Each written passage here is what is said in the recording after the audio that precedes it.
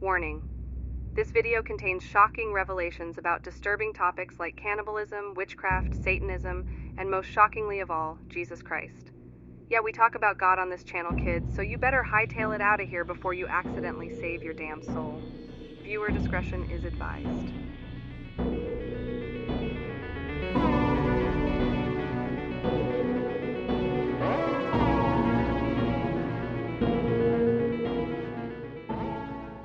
Welcome to the Cult of the Lamb channel, where we deep dive into curious topics concerning the occult, conspiracies, and other weirdness sure to make your head spin. In today's video, we are going to journey deep into the heart of mystery by examining the arcane lineage of the biblical Cain and his connections to modern Freemasonry and Satanism. So sit back and relax, and you just might learn a thing or two about just how fucked up our world really is.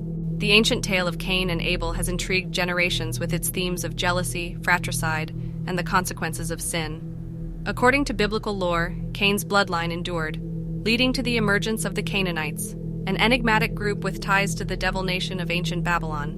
This video delves into the theories surrounding the modern-day descendants of Cain and explores the speculated connections between this bloodline and Freemasonry and Satanism, drawing upon relevant historical references and backed up by quotes from actual Freemasons themselves.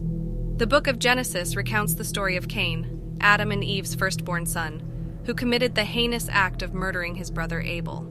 God's punishment for this crime was to mark Cain and curse him to roam the earth as a fugitive. While some interpret the mark as a physical one, others believe it represents a spiritual legacy that continues through Cain's bloodline.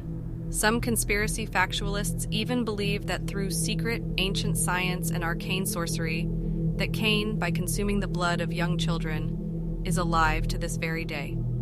Throughout history, scholars and theorists have speculated about the descendants of Cain, tracing their lineage to the Canaanites, the founders of ancient Sumer and Babylon. The Canaanites were an ancient people who inhabited the region of Canaan, an area roughly corresponding to present-day Lebanon, Israel, Jordan, and parts of Syria. While historical records indicate the Canaanites' existence, the identification of their direct descendants in modern times remains uncertain. Some researchers propose that the descendants of the Canaanites may have merged with various cultures and societies over the centuries, preserving elements of their heritage within secret societies.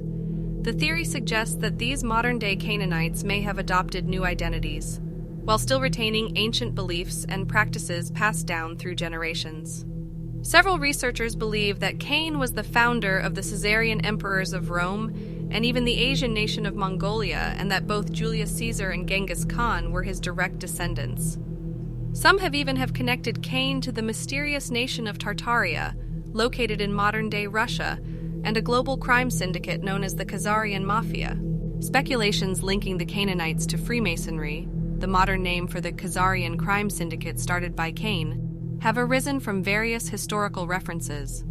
Some writers and researchers have drawn parallels between the biblical account of Cain and certain symbols, rituals, and traditions found within Freemasonry. While these connections remain controversial and disputed, some sources suggest that the concept of the Mark of Cain has been invoked in Masonic symbolism. In this image, we see the composite, false god of Freemasonry, known as Jabulon, which itself is filled with esoteric symbolism. After years of research, the Cult of the Lamb team has concluded the spider-like base of the Hydra represents the fact that all the offspring of Cain's bloodline are connected in a vampiric hive mind.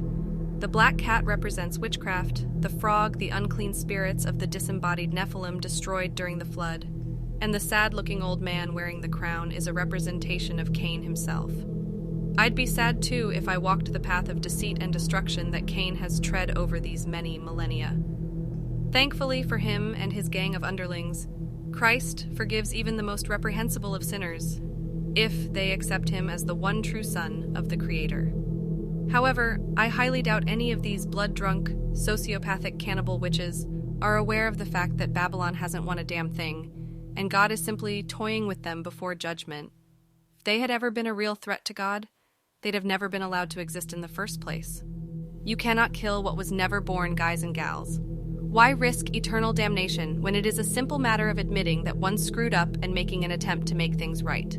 While Freemasons will deny their connection to Cain in the 19th century book Masonry Illustrated by 33rd degree Master Mason William Morgan, it states, Cain is also represented in Masonry and bears the mark as described in the Bible. Cain holds a conspicuous place in the legends of Freemasonry. Furthermore, another 33rd degree Freemason Albert Pike's book Morals and Dogma contains references to the biblical figure of Cain as well as claims that Lucifer is the god of Freemasonry. Pike's writings delve into symbolic interpretations, suggesting possible connections to ancient lineages.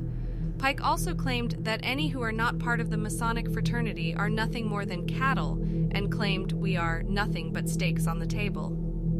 Could this have been an allusion to the shamanic magical practice of cannibalism, often found in ancient books on witchcraft and sorcery?